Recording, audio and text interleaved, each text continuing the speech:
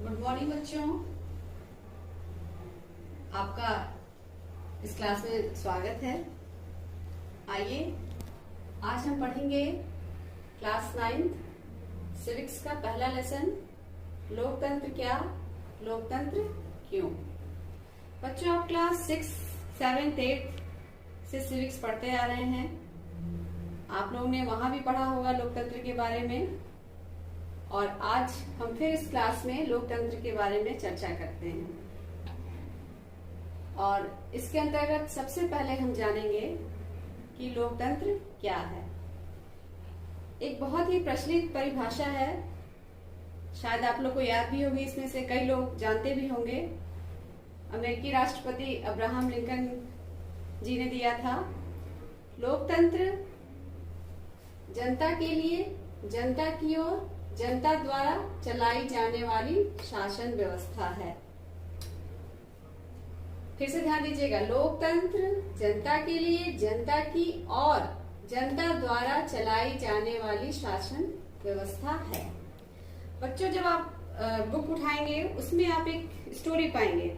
उसमें एक स्टोरी दी गई है जिसमें एक क्लास में एक मैडम बैठी हुई है, लिंगदोह मैम, और उनके साथ कुछ बच्चे हैं जो लोकतंत्र पर चर्चा परिचर्चा कर रहे हैं। और बच्चों के मन में बहुत सारे सवाल उठ रहे हैं कि लोकतंत्र क्या है और लोकतंत्र को एक परिभाषा की जरूरत क्यों है।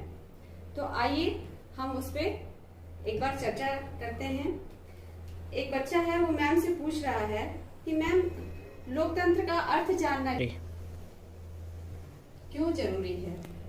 मैम ने उन्हें जवाब दिया और उन्हें समझाने की कोशिश की कि जैसे हम कलम, बरसात या प्रेम जैसे शब्दों का उपयोग करने से पहले इनकी परिभाषा स्पष्ट करना जरूरी मानते हैं। अगर हमारे पास इन शब्दों को स्पष्ट और सर्वमान्य भाषा उपलब्ध हो जाए तो क्या हम इसको व्यक्त कर पाएंगे? नहीं ना। उसके बाद फिर मैरी पूछती है, मैम फिर भी परिभाषा की क्यों जरूरत है। मैडम उसे फिर समझाती हैं कि जब हमें किसी निश्चित शब्द के उपयोग में परेशानी हो रही हो या उस शब्द की तुलना में अन्य किसी और शब्द से की जाए, तब हमें परिभाषा की जरूरत पड़ती है।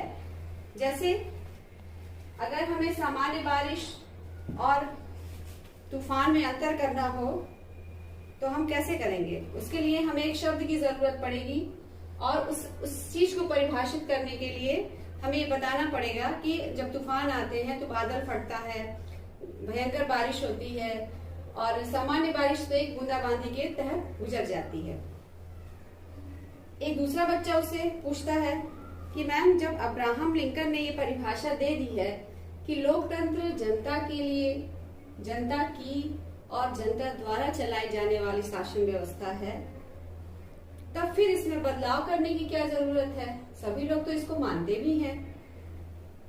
मैडम हंसती हैं और ये कहती हैं कि बेटा, इसमें बदलाव करने की जरूरत है। इसलिए जरूरत है कि हम किसी भी चीज को सिर्फ इसी आधार पर स्वीकार नहीं कर सकते हैं कि इसे बहुत से लोग मानते हैं या किसी प्रसिद्ध व्यक्ति ने कहा है, इसलिए हमें इस बात को मान लेना चाहिए। अगर उस शब्द को या उस परिभाषा को समय के अनुसार उचित पाया गया तब तो हम उसको मानते हैं, नहीं तो हम उसके मायने बदल सकते हैं।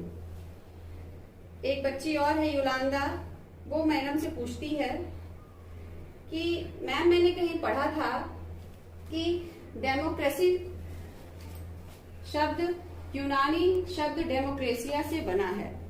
डेमोस का अर्थ है लोग और क्रेशिया का अर्थ है शासन। इस प्रकार डेमोक्रेसी अर्थात लोकतंत्र का अर्थ है लोगों का शासन।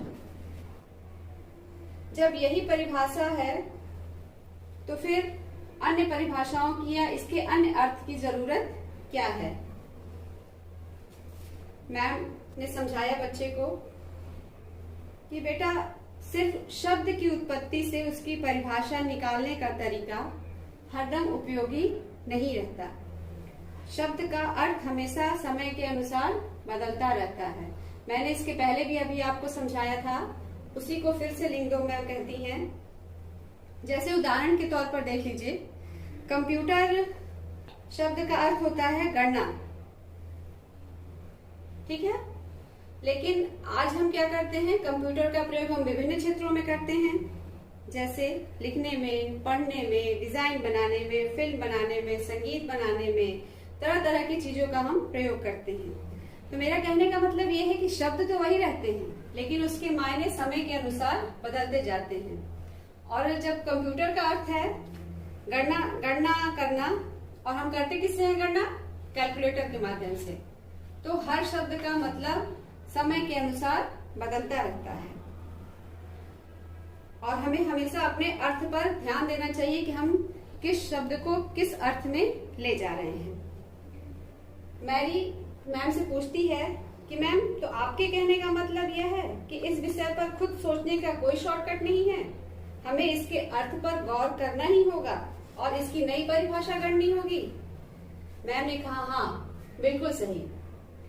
अब हम लोग एक सरस परिभाषा की ओर चलते हैं।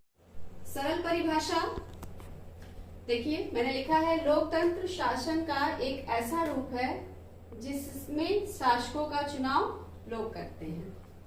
जो परिभाषा अब्राहम लिंकन जी ने दी थी, उसी के आधार पर बच्चों और मैम के बीच में जो भी परिचर्चा चली, हम उसके आधार पर ये बता सकते हैं कि लोकतंत्र शासन का एक ऐसा रूप है जिसमें शासकों का चुनाव लोग करते हैं।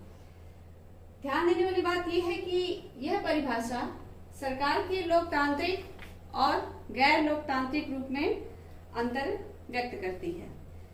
लेकिन इस पे कहीं कुछ डाउट्स भी हैं। जैसे आपकी बुक में ही देखिए दिया हुआ है कि म्यांमार के सैनिक शासकों का चुनाव लोगों ने नहीं किया था, पिनोशे जैसे तानाशाहों का चुनाव भी लोगों ने नहीं किया था, नेपाल के राजा और सऊदी अरब के शाह को भी लोगों ने नहीं चुना था, बल्कि राज परिवार में जन्म लेने के कारण उन्होंने ये अधिकार पाया था। तब तो ये सारे गैर लोकतांत्रिक हो गए ना, फिर यहाँ पर लोकतंत्र कैसे आया? इसलिए अब हम इसके आगे जो टॉपिक पढ़ेंगे और उसमें हम अंतर कर पाएंगे कि लोकतांत्रिक सरकार और गैर लोकतांत्रिक में अंतर क्या है।